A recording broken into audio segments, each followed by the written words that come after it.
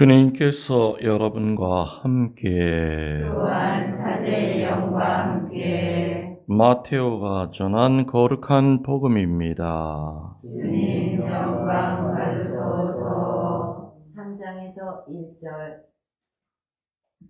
1절에서 12절까지의 말씀입니다.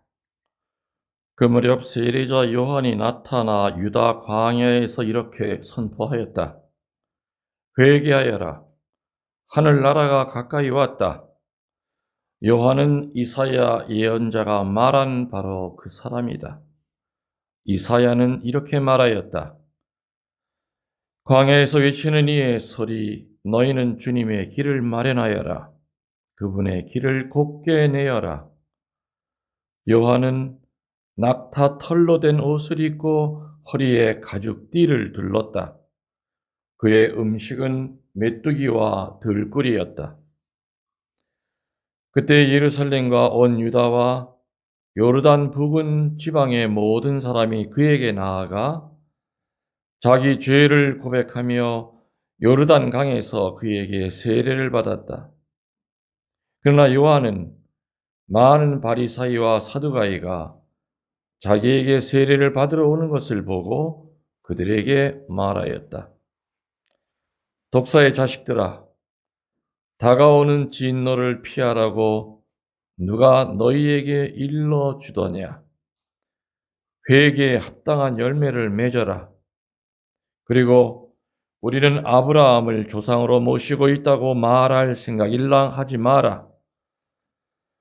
내가 너희에게 말하는데 하느님께서는 이 돌들로도 아브라함의 자녀들을 만드실 수가 있다. 도끼가 이미 나무 뿌리에 닿아 있다. 좋은 열매를 맺지 않는 나무는 모두 찍혀서 불 속에 던져진다. 나는 너희를 회개시키려고 물로 세례를 준다. 그러나 내 뒤에 오시는 분은 나보다 더 큰 능력을 지니신 분이시다. 나는 그분의 신발을 들고 다닐 자격조차 없다. 그분께서는 너희에게 성령과 불로 세례를 주실 것이다. 또 손에 키를 드시고 당신의 타작마당을 깨끗이 하시어 알곡은 곳간에 모아들이시고 죽정이는 꺼지지 않는 불에 태워버리실 것이다. 주님의 말씀입니다.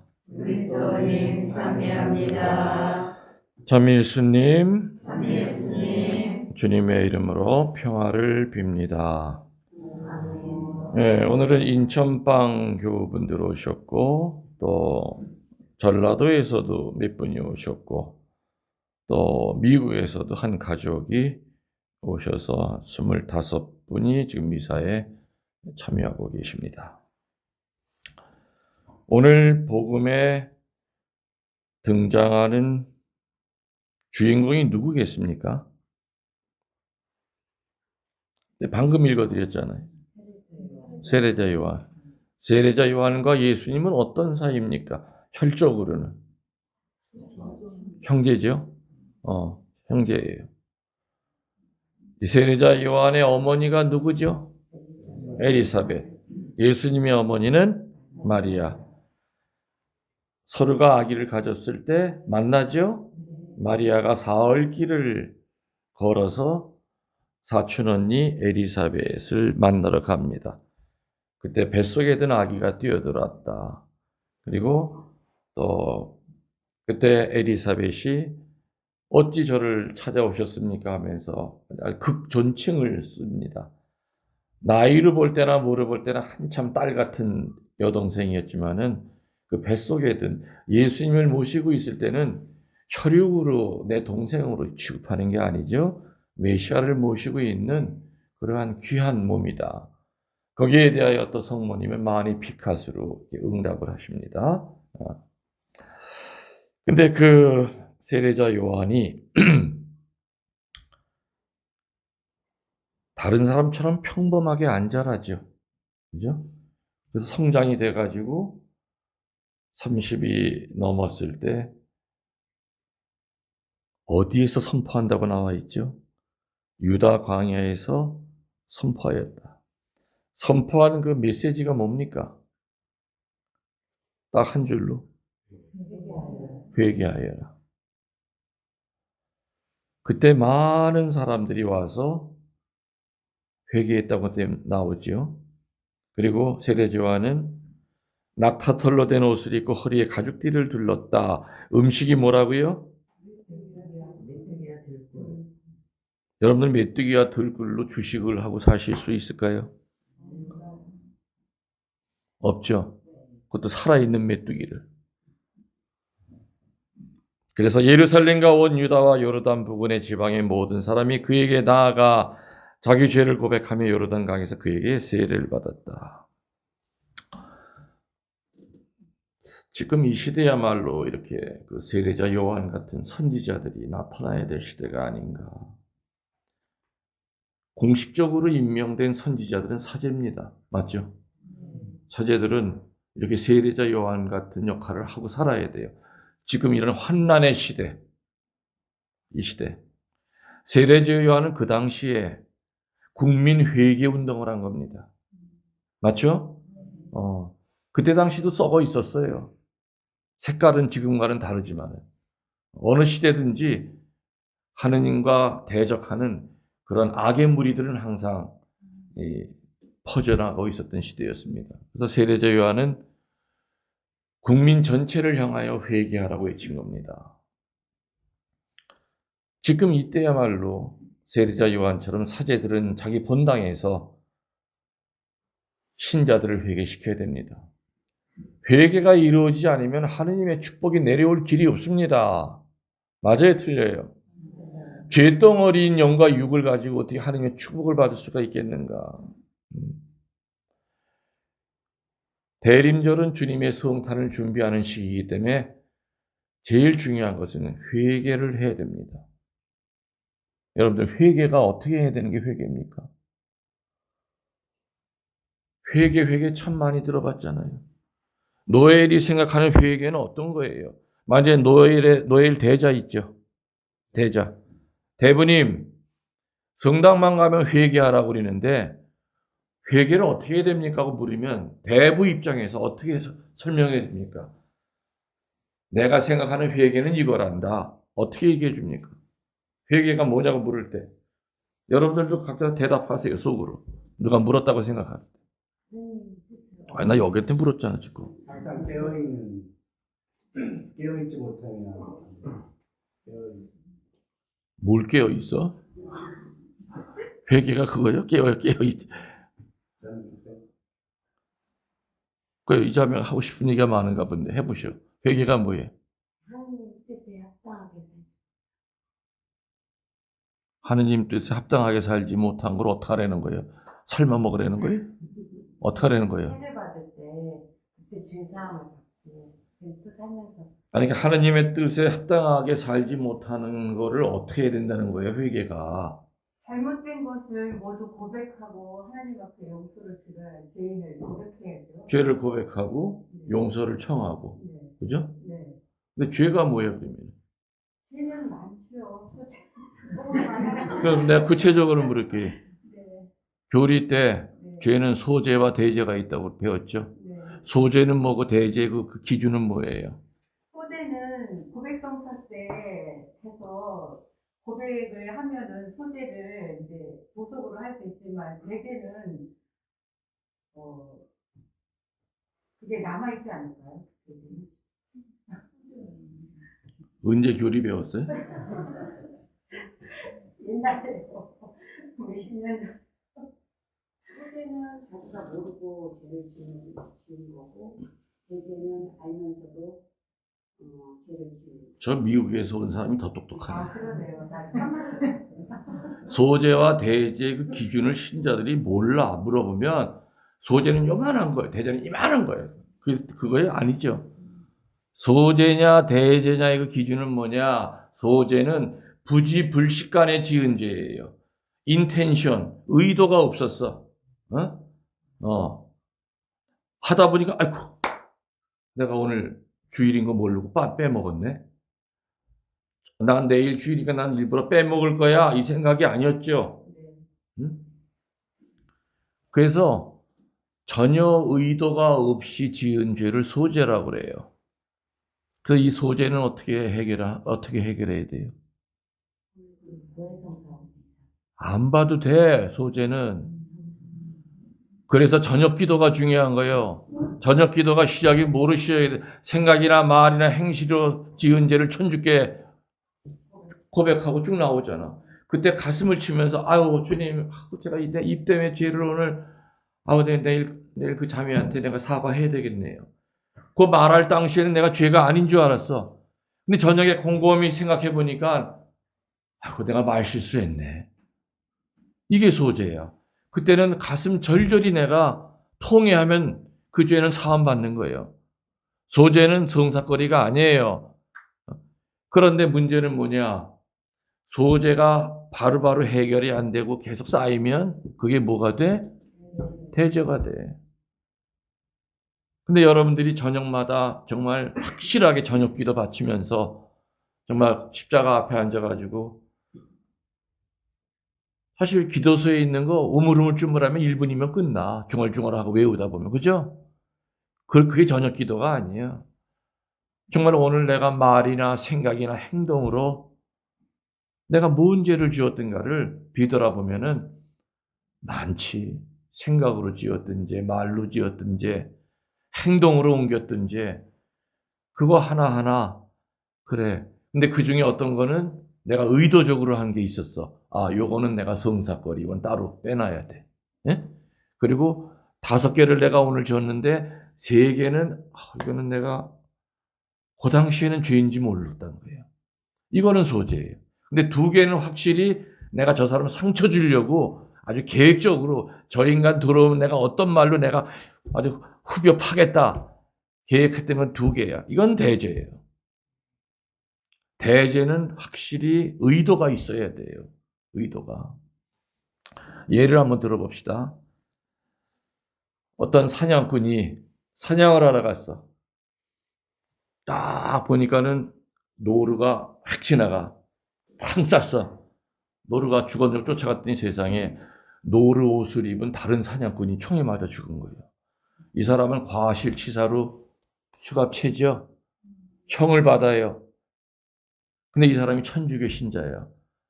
근데 이 사람은 살인죄를 지은 게 아니에요. 고백성사 볼 때 살인죄가 아니에요. 왜? 처음부터 의도를 갖고 사람을 죽인 게 아니었잖아요. 사슴인 줄 알고 쐈는데 가보니 사람이었다 이거예요. 이건 소죄예요. 사람을 죽였어도. 그래서 그 고백을 듣는 사제는 대죄로 인정을 하지 않고 소죄를 인정을 해요. 근데 반대로, 반대 경우를 봅시다. 둘이 사냥을 갔어. 근데 그놈이 미워. 오늘 내 저놈을 어떻게 죽여야 되겠다. 우선은 기회를 엿보고 저 앞에 있는 그놈을 향해 땅 쐈는데 세상에 그 사람은 머리를 딱 숙이고 그 옆으로 사슴이 날아가다 그 총에 맞아 죽었어. 사람들은 뭐라고 그래요? 세상에 명포스가 나왔다. 날아다니는 사슴을 맞췄다. 그렇지만 그 인간은 하느님이 볼 때는 사람을 죽인 살인자예요. 왜? 사람을 향해서 쐈으니까. 그래서 인간이 보는 판단과 하느님이 보는 판단은 다른데 그 하느님이 보는 판단을 누가 제일 잘하냐? 본인 제 자신이 제일 잘 알아요. 내가 대죄를 졌는지 소죄를 졌는지. 그렇죠? 세례자 요한이 회개하라고 했을 때는 그 2가지를 다 회개하려는 거예요. 소죄와 대죄를 다 회개해야 된다. 그거에 대한 증표로 세례를 받으라고 그랬잖아요. 그래서 2000년 동안 물로 세례 받는 거는 이어져 내려왔어요. 그런데 세례자 요한의 세례와 신약의 백성 여러분들이 받는 세례는 뭐가 차이가 있을까요? 오늘 세례자 요한은 분명히 얘기했어요. 불과 성령으로 받을 것이다. 내 뒤에 오시는 분은 나는 그냥 세례자 요한이 준 세례는 그냥 씻김의 의미밖에 없어. 더러운 거 이렇게 닦아내는 거. 거듭나는 의미가 없는 거예요. 구약의 세례자였기 때문에 그게 다른 거죠. 지금 시대야말로 이렇게 이 환난의 시대에 사제들은 정말 강하게 세례자 요한처럼 국민 회개 운동을 시키는 데 앞장서야 될 중요한 위치에 있다고 봅니다. 그래서 사제들이 강론하면서 신자들의 입맛에 맞는 것만 골라서 한다든지 자기 신변 잡기적인 얘기만 한다든지 책에서 따온 거 가지고 그냥 어떻게 해치우려고 하는 그런 강론은 그건 직무유기라고 좀 봐요. 그 사제들은 지금 어느 시대보다도 좋은 강론은 기도에서 나오는 거예요. 본인이 갖고 있지 않는데 어떻게 나올 수가 없죠. 그러니까는 어떻게 그냥 책 보고 베끼는 거예요. 베껴서 읽다 보면 페이지도 바뀌어가지고 거꾸로 읽어. 1페이지 다음에 3페이지 읽고 그래. 신자들은 알죠. 아, 우리 신부님이 정말 깊은 묵상 끝에 나온 강론이냐 하는 거는 신자들이 잘 알아요. 달변이다 그런 의미가 아니죠. 말을 어눌하게 하더라도 울림을 주는 강론이 있어요.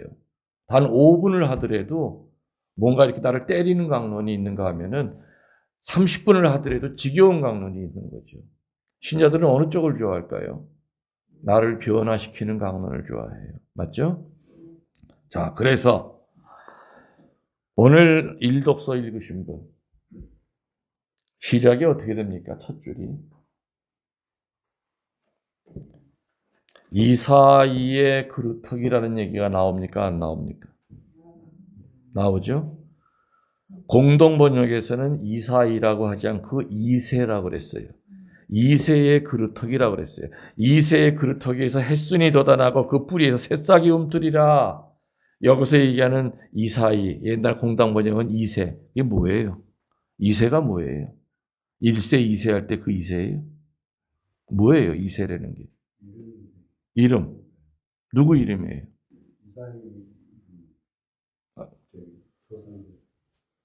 요 이세라고 하는 것은 예수님의 족보에도 나오죠? 다윗의 아버지 이름이 이사이야. 아셨어요, 이제?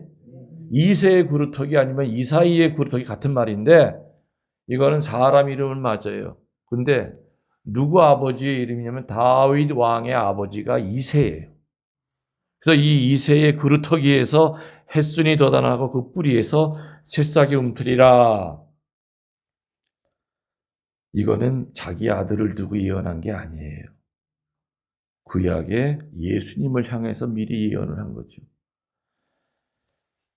여러분 아시죠?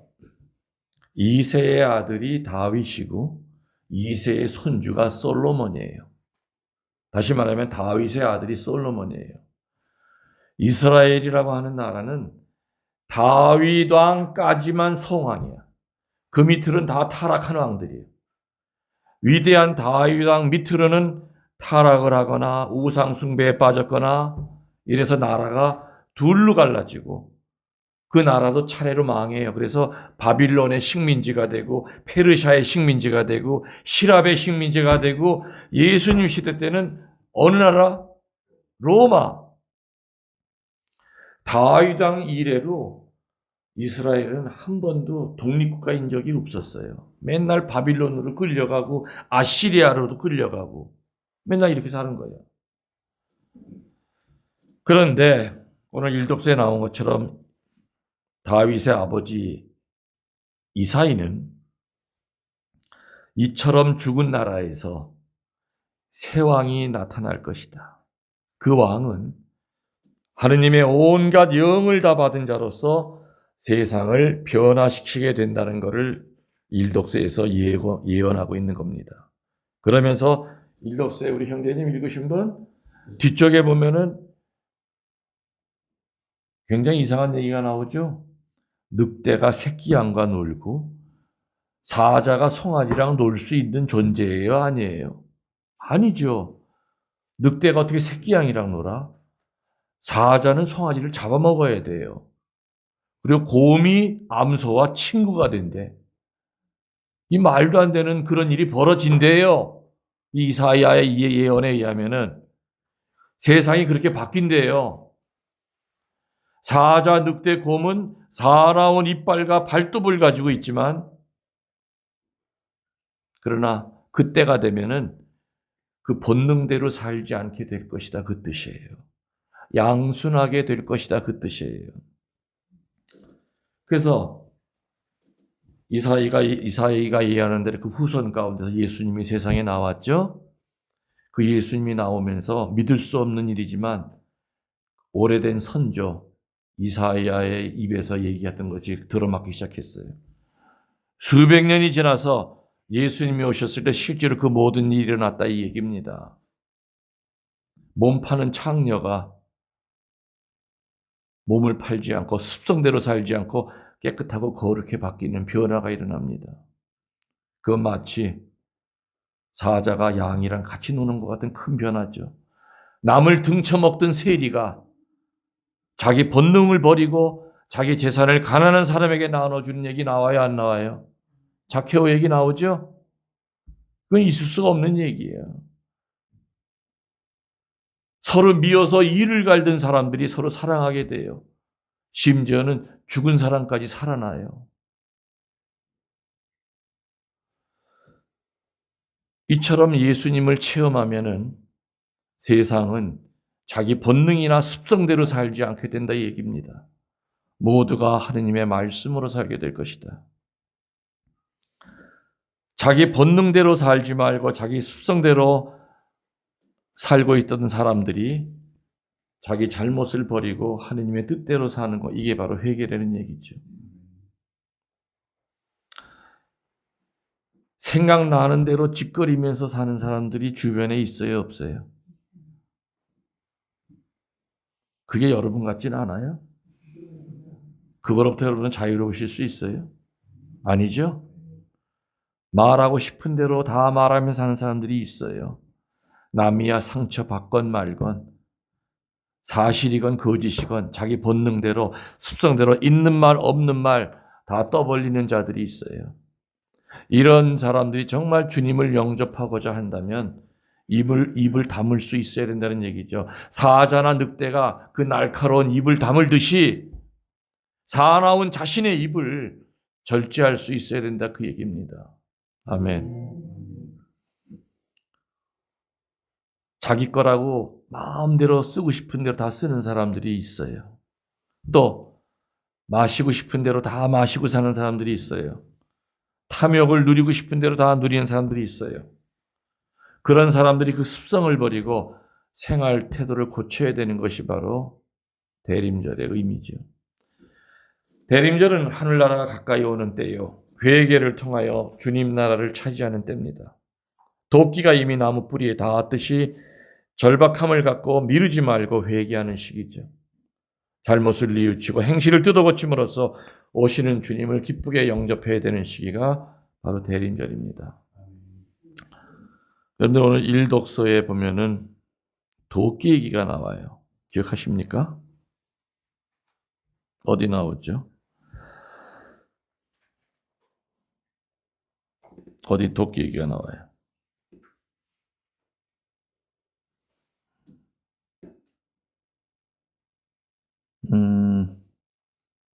도끼라고 얘기를 하진 않았구나. 복음에서 나오는 거 아닌가? 아, 맞아. 복음에서, 맞아. 복음. 몇 절에 나오죠? 10절. 도끼가 이미 나무 뿌리에 닿아 있다고 그러나, 복음에. 제가 아마 언젠가 한번 얘기를 한번 드린 것 같았는데, 2005년도에 내가 강곡성당에 부임을 했어요. 강곡성당은 한국에서 몇 지 안 가는 오래된 성당입니다.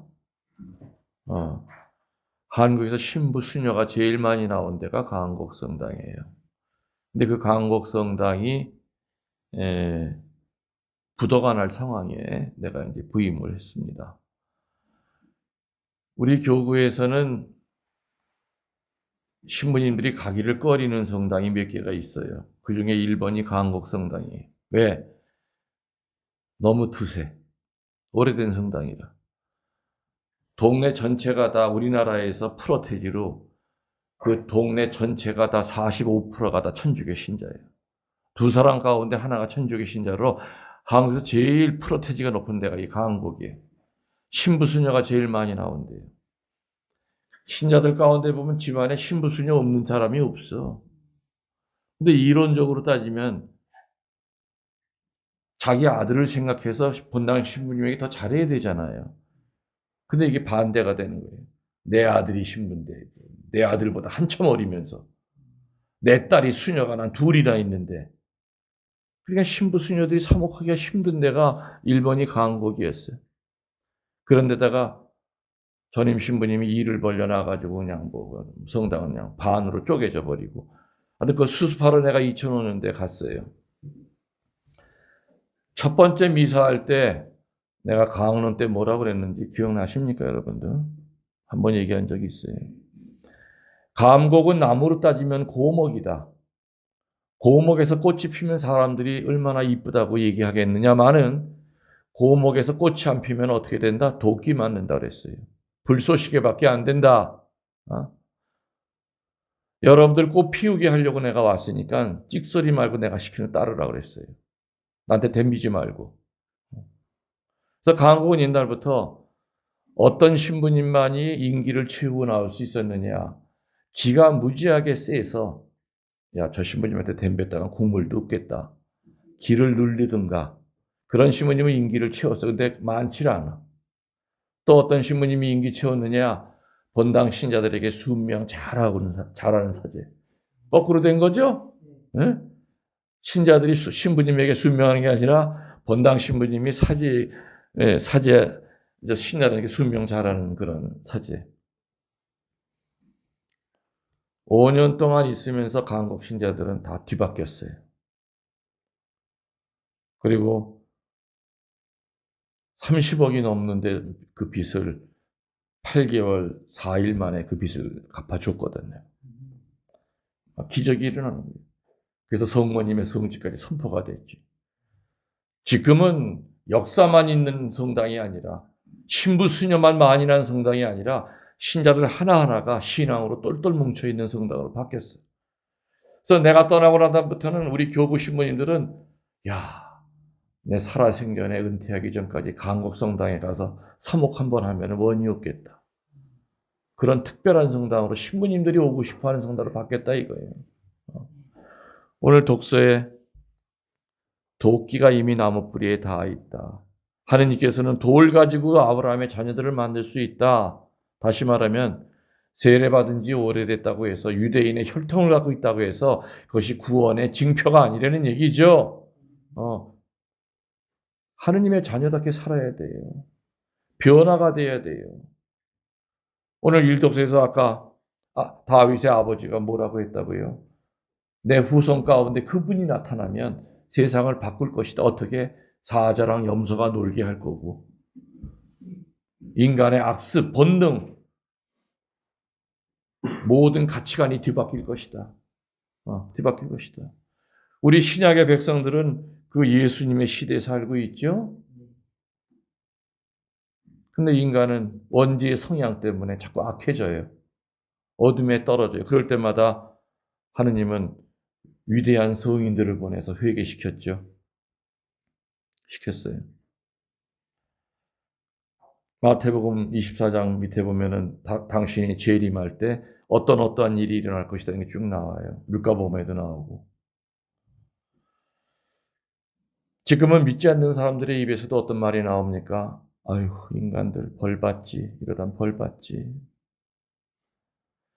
사자가 염소와 사는 세상이 아니라 부모가 자식을 때려 죽이는 세상이고 자식이 부모를 때려 죽이는 세상으로 됐어요. 온전한 국민 회개가 이루어지기 전에 다시 악으로 빠지고 있죠. 적어도 우리 믿는 자들만이라도 회개가 뭔지 회개의 참뜻을 알고 자, 회개에 대한 얘기 한마디만 더 정확하게 내가 짚어주고 넘어가겠습니다. 회개라고 하는 단어가 있고 후회라고 하는 단어가 있어요. 후회와 회개는 뭔 차이일까요? 뭘 가지고 후회하고 뭘 가지고 회개한다고요? 자, 답이 안 나올 것 같으니까 알려드릴게요. 수도 없이 한 얘기지만 또 알려드릴게요. 후회는 자기중심적인 거예요. 회개는 하느님 중심적인 거예요. 후회는 뭐냐? 죄를 지은 지 자신이 미운 거예요. 하느님 마음은 생각하지도 않아요. 아, 여기 등신아, 너 똑같은 죄 또 떨어졌냐? 찝찝하니까 성사 보러 들어가는 거예요. 그 대표적인 인간이 누구였어요? 후회하다 결국에는 스스로 목숨을 끊은 사람이 누구예요? 유다스예요. 유다스는 예수님을 팔아먹을 때도 자기 중심적으로 생각했죠. 저분은 팔아넘겨도 살아서 우리 앞에 나타날 뿐이야. 근데 자기 계획대로 안 됐어. 도살장에 끌려간 어린 양처럼 매를 맞고 침뱉음을 당하면서도 그냥 끌려가. 언제쯤 한번 뭐를 보여드릴 것 같은데 왜 안 보여주지? 십자가상에 매달려서 돌아가시면서도 그 능력을 안 보였어. 유다스는 아닌데, 내 계획은 저게 아닌데. 그리고 유다스가 성모님과 다른 제자들이 모여있는 다락방으로 안 갔죠.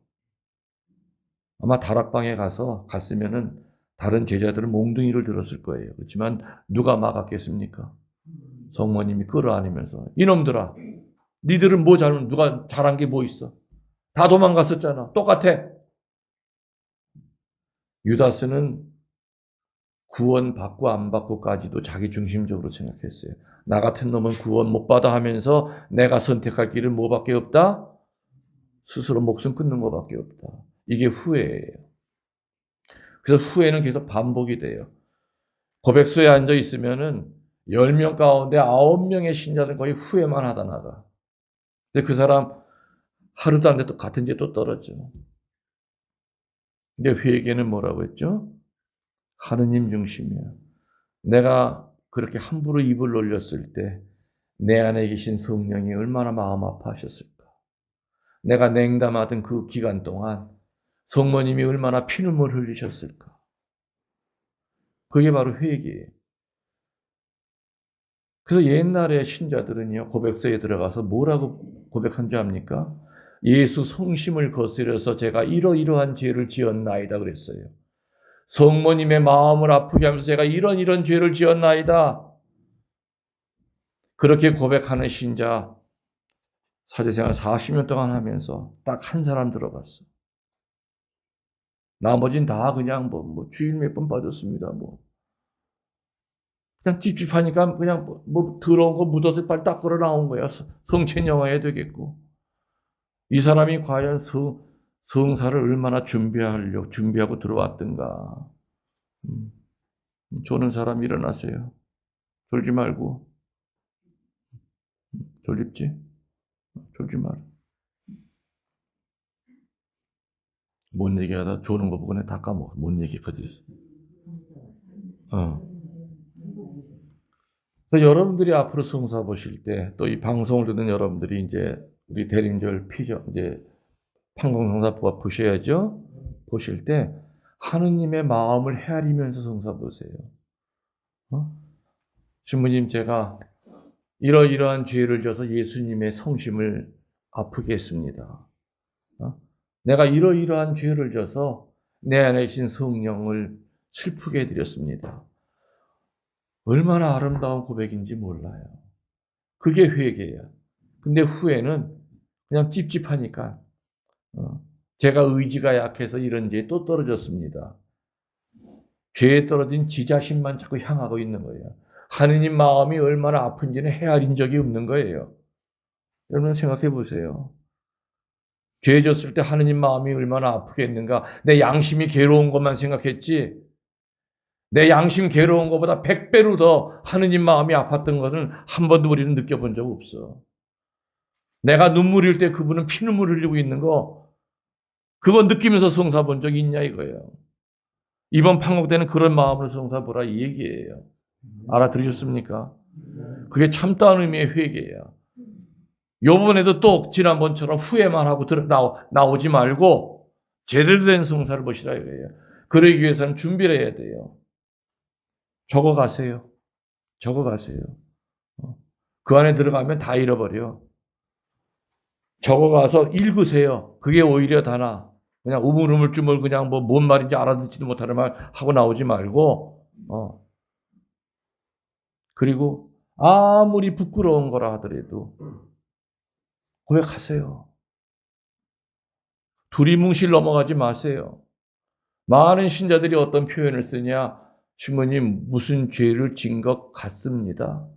한데 조받고 싶어 뛰어나가가지고 진 것 같대니 졌대는 거야. 아니면 안 졌대는 거예요. 가늠했습니다만 확실하게 가늠 몇 번 했으면 정확히 얘기를 하고 도둑질 확실히 했습니다. 확실히 얘기해야지. 도둑질 한 것 같습니다. 뭐뭐 한 것 같습니다. 그건 어둠이에요. 자기 죄를 이렇게 미화시키려고 하는 그런 어둠이에요. 고백서 안은 정직해야 돼요. 고백서 안에는 사제만 앉아있는 것이 아니라 예수님이 같이 서 계셔. 예수님이 직접 우리 귀에다 대고 얘기를 못하기 때문에 신부의 입을 빌려서 성부와 성자 성령의 이름으로 너 마리아 네 죄를 사하노라 들려주는 거죠. 감각적으로. 예수님 앞에 우리가 못할 말 어디 있어요? 아무리 내 죄가 진홍색처럼 붉어도 정직하게 솔직하게 고백하면은, 그리고 그분의 마음을 아프게 한 거를 정말 회개하면은 이 세상에 용서 못 받을 죄는 없다는 거 우리 교리죠. 교리예요. 개신교 신자들은 꿈도 꿔보지 못할 그런 제도가 우리한테는 있어. 예수님이 직접 만들어주신 제도가.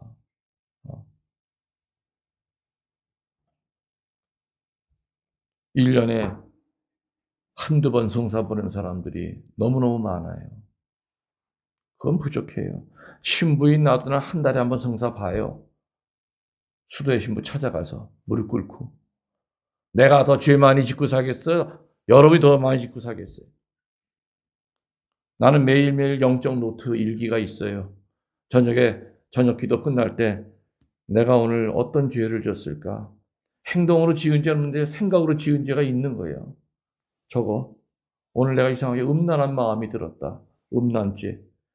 그 다음날 또 졌겠죠? 나를 오늘 넘어뜨리게 했던 그거. 어두움. 성사 보기 전에 보면 30장이 만들어져 있어. 그 중에서 횟수가 제일 많은 게 성사거리 1번이에요. 고백성사는 훈련을 해야 돼요. 저는 신학교 때부터 그 손바닥만한 노트가 항상 가지고 다녀요. 오늘 이것 때문에 내가 오늘 하루 종일 힘들었다. 그 다음날은 그게 똑같을 수도 있고 다를 수도 있어, 내용이. 그래서 성사보기 바로 전날 내가 성사거리 1번이 무언가를 그 30장을 넘겨보면은 횟수가 제일 많은 것이 그게 내가 성찰해야 될 1번이라는 얘기예요. 그냥 방구석앞에 드러내놓고 냉담자 소리 듣기 싫으니까 그냥 들어갔다 나오는 거, 그게 성사입니까? 아니죠. 후회하지 마세요. 회개하세요. 오늘 제례자 요한이 외치는 건 후회하라고 외치는 게 아니에요. 회개하라고 외치는 거예요. 젊은 대학생 놈들한테 야, 니들 회개가 뭔지 아냐? 그러니까 어떤 놈이 우스갯소리로 회 먹고 다음 날 개 먹는 게 회개래. 너 이리 나와봐. 근데 귀퉁뱅이한테 말했어.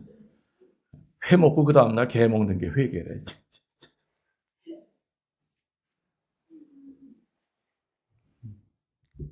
대림절은 변화되는 시기라는 거 명심하도록 합시다. 우리의 신앙을 고백하겠습니다. 전능하신 천주 성부